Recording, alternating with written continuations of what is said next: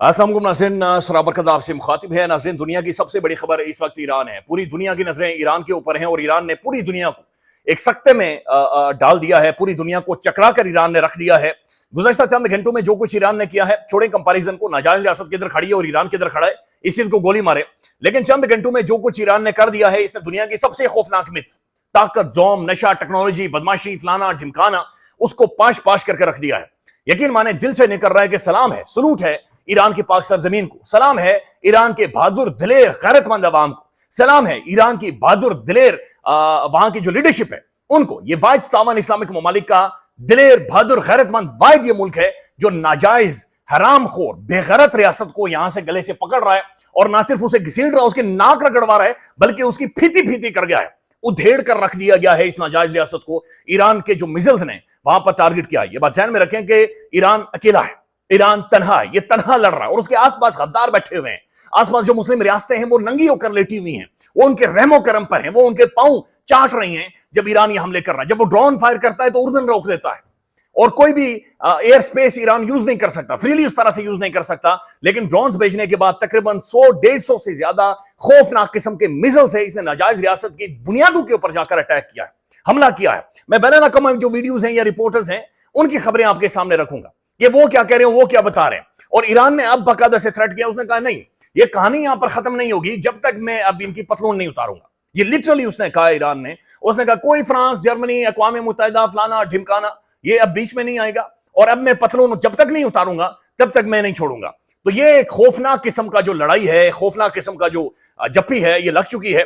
और शायद इस नाजायज रियासत को भी अंदाजा नहीं था, इस बेगैरत रियासत को भी अंदाजा नहीं था कि मेरे साथ ये कुछ हो जाएगा और ये चीजें इस तरफ चली जाएंगी।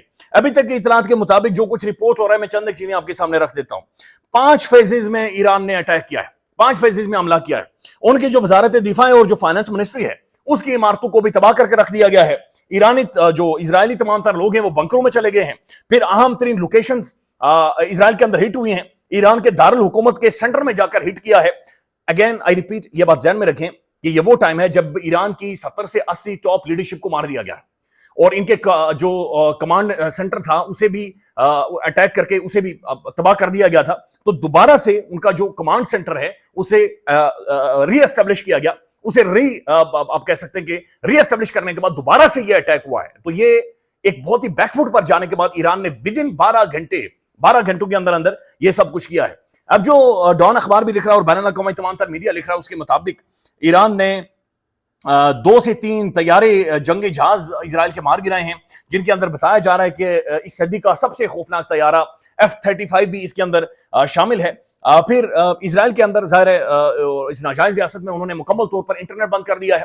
वहां पर साफियों को फुली रिपोर्ट नहीं करने दिया जा रहा, वहां से असल हकायक सामने नहीं आने दिए जा रहे। लेकिन अल जज़ीरा और इंटरनेशनल मीडिया ये रिपोर्ट कर रहा है बहरहाल कि वहां पर एक खासी बड़ी तादाद में जानी नुकसान हुआ है। ये जो अभी तक रिपोर्ट हो रहा है। लेकिन अभी ईरान क्या कह रहा है, ईरान मजीद क्या कह रहा है कि मैं चीजों को किस तरफ लेकर जाने वाला हूं और आगे कहानी किस तरफ जाएगी। पहले तो ये खबर आप देख लें कि ईरान के जो मिसाइल है उनके ऊपर क्या लिखा हुआ है। ये बड़ी दिलचस्प कहानी है, ये भी आपके सामने रखते हैं। ईरान ने बाज़ाब्ता तौर पर फ्रांस, बरतानिया, अमेरिका को खबरदार कर दिया है कि वो इस नाजायज रियासत के खिलाफ बहुत बड़े पैमाने पर मिसाइल हमला करेगा। यानी ईरान ये कह रहा है कि मैं मजीद हमला करूंगा। कोई भी मुल्क जो इस नाजायज रियासत पर ईरान के हमलों को पसपा करने में हिस्सा लेता है, उसकी हुकूमत के तमाम इलाकाई अड्डों को निशाना बनाया जाएगा। यानी जो भी गद्दार या जो भी शेख या कोई भी ईरान को अब रोकेगा, उनके जो अड्डे हैं उन्हें भी निशाना बनाया जाएगा। बशमूल खलीज फारिस के ममालिक में फौजी अड्डे और खलीज फारिस और बहरा अहमर में ईरानी अफवाज की बहरी जहाज और बर्री जहाज, यानी हर तरह से फुली ये कह रहा है कि जनाब मैं हर तरीके से ये अटैक करूंगा, मैं हमला करूंगा और मैं यहां से किसी भी तरह का रिस्ट्रेंट का मुजाहरा नहीं करूंगा। This is what Iran is saying, this is what जो कि ईरान कह रहा है। और ये एक ऐसे टाइम में कह रहा है जब उसकी टॉप की लीडरशिप को खत्म कर दिया गया है, एलिमिनेट कर दिया गया।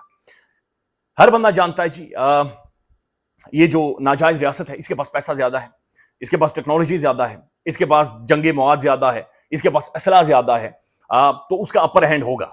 लेकिन जब जंग लग जाती है, और एक ऐसे टाइम में, मैं जंग का हामी नहीं हूं, मैं वॉर मॉन्गर नहीं हूं, मैं समझता हूं कि जंग कभी भी हल नहीं होता, जंगें होनी नहीं चाहिए। लेकिन जब आपके ऊपर हमला हो जाए तो फिर लश्कर देखे नहीं जाते, फिर 1+1+1 2 नहीं होता, 1+1 11 हो जाता है। फिर या तो फिर मर जाओ और फिर आपने छोड़ना नहीं। और वही काम ईरान ने किया है। विद इन 12 आवर्स ईरान ने खौफनाक किस्म का इस नाजायज रियासत के ऊपर हमला किया और जो نقصان اس ریاست کو ہوا ہے اس کا جو ڈیٹا ہے ایگزیکٹ ابھی تک آ نہیں پا رہا, باہر نہیں آ پا رہا, چونکہ وہاں پر انٹرنیٹ بند کر دیا, بلکہ جو ویڈیوز آ رہی ہیں وہاں کے لوگ بنکروں کے اندر بھاگ رہے ہیں اور لٹرلی ریٹس کی طرح, چوہوں کی طرح یہ وہاں سے بھاگتے ہوئے بنکروں میں جا رہے ہیں. ان بے شرموں کو آپ دیکھیں, یعنی عوام جو مرضی کہیں لیکن انہیں یہ اس درندے جیسے لوگوں کو منتخب کرتے ہیں جو اس بنکروں کے اندر جا رہے ہیں, یہ چھپ رہے ہیں, یہ بھاگ رہے ہیں, یہ زمین کے نیچے جا رہے ہیں. اور جو بنکرز انہوں نے بنائے ان کی ویڈیوز آ رہی ہیں, بنکروں کے اندر جا کر یہ کانپ رہے ہیں. میں دیکھ رہا تھا ایران کا ایک ملٹری آفیشل ہے, وہ اس کے اوپر بات چیت کر رہا اور اس کے ہاتھ ایسے تھر تھر کرتے ہوئے کانپ رہے ہیں. Iron Dome 3 tier 4 tier defence system تھا, اسے تباہ کر دیا ہے, اسے پاش کر دیا. اور پھر ایک اور خبر آ رہی ہے کہ ایران نے تقریباً یہ 80 سے زیادہ جو ایجنٹس ہیں یا خفیہ اداروں کے لوگ ہیں جو ود ان ایران کام کر رہے تھے اور ان کے اندر بہت بڑی تعداد میں ہندو تھے, انڈین نیشنل تھے, انہیں اریسٹ کر دیا ہے اور فوری طور پر انہیں ایگزیکیوٹ کرنے کا حکم جاری کر دیے ہیں کہ یعنی کہ ان کے چمڑیاں اتارو یا تتے تیل کے اندر انہیں ڈالو لیکن انہیں چھوڑنا نہیں ہے. This is what Iran is saying. اور آگے وہ ایران یہ کہہ رہا ہے کہ یہ بات اب یہاں پر ختم نہیں ہوگی. اب ناظرین جو ایک میزائل گرا ہے اور یہ اردن کی سرزمین میں گرا ہے, اس کی ایک تصویر وائرل ہوئی ہے, اس کے اوپر لکھا ہوا کیا ہے یہ بہت دلچسپ ہے.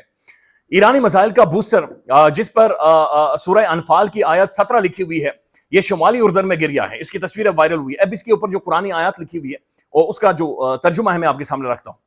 تم نے ان کافروں کو قتل نہیں کیا بلکہ اللہ نے انہیں قتل کر دیا ہے, اور جب آپ نے ان پر سنگریزی جب انہیں مارا تھا آپ نے تو وہ آپ نے نہیں مارا تھا بلکہ اللہ نے مارے تھی. یعنی جب سنگریزی ہوئی تھی تو یہ آپ نے نہیں کی تھی بلکہ اللہ پاک نے کی تھی. اور یہ کہ وہ اہل ایمان کو اپنی طرف سے اچھے انعامات سے نوازے, بے شک اللہ خوب سننے والا اور جاننے والا ہے. نو ڈاؤٹ اللہ تعالیٰ بہادروں کے ساتھ ہے, اللہ تعالیٰ ایرانیوں کے ساتھ ہے, ایرانی قوم کے ساتھ ہے, وہاں کے غیرت مند لوگوں کے ساتھ ہے. مسلم دنیا کو سیکھنا چاہیے. پیسے, روکڑے, یہ بدماشیاں, یہ چیزیں آپ کو مائل نہیں کر سکتی. آپ کی عزت, جرت, غیرت اس بات کا ثبوت ہوتی ہے کہ دنیا میں آپ کی سٹینڈنگ کیا ہے.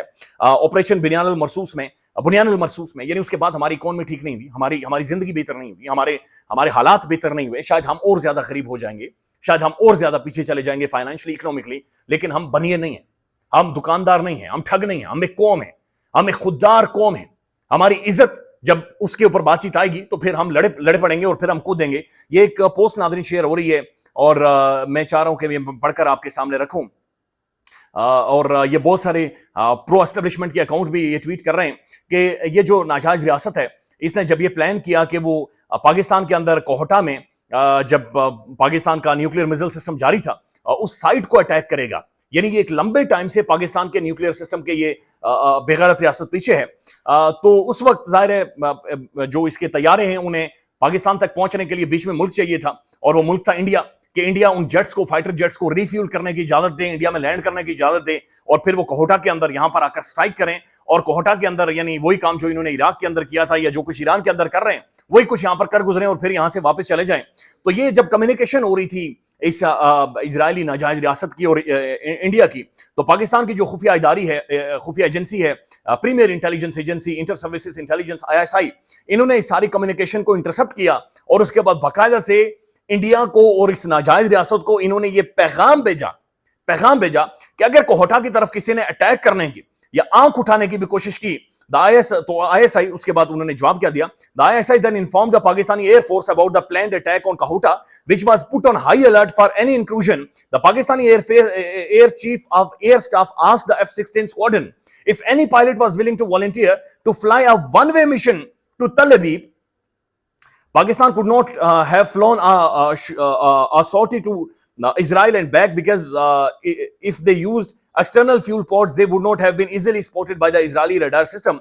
Then the whole Pakistani, تو پھر ظاہر ہے پاکستان کا جو اسکواڈرن تھی یا پاکستان کی جو ایئر فورس کے پائلٹ تھے وہ صرف ون سائیڈڈلی یعنی صرف یہاں سے اس ناجائز ریاست کے اندر جا سکتے تھے, پھر وہاں سے واپس نہیں آنا تھا. تو یہ باقاعدہ سے کمیونیکیٹ کیا گیا کہ اگر پاکستان کے کوہٹا سائٹ کے اوپر اٹیک ہوتا ہے تو پاکستانی جو فائٹر جیٹس ہیں, پاکستانی جو جنگی طیارے ہیں, پاکستانی جو پائلٹس ہیں, یہ باقاعدہ سے ایٹمی مواد اپنے جہازوں کے ساتھ لے کر اس ناجائز ریاست میں جائیں گے اور یہ ون وے جائیں گے. یعنی پھر واپس کوئی نہیں آئے گا, نہ وہ پائلٹ آئے گا, نہ پاکستانی جنگی جہاز آئے گا, اور نہ ہی پھر یہ ناجائز ریاست وہاں پر پھیل پھول سکے گی یا پھر پروگریس کرے گی یا پھر آگے بڑھے گی. وہاں پر نہ تو گھاس اگے گا, نہ کوئی بچہ ماں جنے گی, اور نہ کوئی بچہ سیدھا پیدا ہوگا. تو اس کے بعد اس نے کوشش نہیں کی, لیکن مختلف پراکسیز کے ذریعے وہ کام کاج کرتا رہا, مختلف پراکسیز کے ذریعے پاکستان کے اندر حالات خراب کرتا رہا. ابھی بھی جو ڈرونز پاکستان کے اندر آئے تھے وہ اسرائیلی میڈ تھے. سو یہ ایک بڑا دلچسپ قصہ ہے. لیکن بہرحال اس وقت اسرائیل بہت بڑی خبر بنا ہوا ہے. ناظرین یہاں پر ایک خبر لکھی جا رہی ہے اور وہاں پر مس انفارمیشن کے بارے میں بات چیت بھی کی جا رہی ہے. اور یہاں پر جو آج کا ایڈیٹوریل ہے ڈان نیوز کا, اس میں ڈونلڈ ٹرمپ کا ذکر کیا گیا ہے کہ یہ جو حرام خور ہے, اچھا یہ آ کر یہ کیمپین اس نے یہ کی تھی کہ میں جنگیں رکاؤں گا, میں جنگیں نہیں کرواؤں گا, لیکن اس کا تو لچڑ آدمی ہے. یہ اصل میں پہلے یہ کہتا رہا کہ میں نے اس ناجائز ریاست کو نہیں کہا کہ اٹیک کریں, ہم اس کے حامی نہیں ہیں, اور جب اٹیک ہو گیا تو یہ کہتا ایکسیلنٹ ایکسیلنٹ, آپ نے بہت اچھا کیا ہے.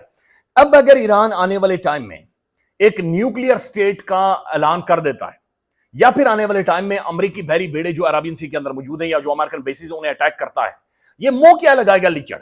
لیٹس سی, میرے خیال میں ہو بھی رہا ہے, پاکستان بھی ظاہر کر ہی رہا ہے, کچھ چیزیں بتائی نہیں جاتی, روس بھی کر رہا ہے, رشیا بھی کر رہا ہے, اور چین بھی کر رہا ہے, اور کسی کو یہ اندازہ نہیں ہے, چونکہ ناجائز ریاست یہ کہہ رہی ہے جنگ کافی عرصے تک چڑھے گی, لیکن ریالٹی یہ ہے کہ کتنے عرصے تک ایران اصل میں انہیں پھینٹا لگائے گا یہ کسی کو اندازہ نہیں ہے.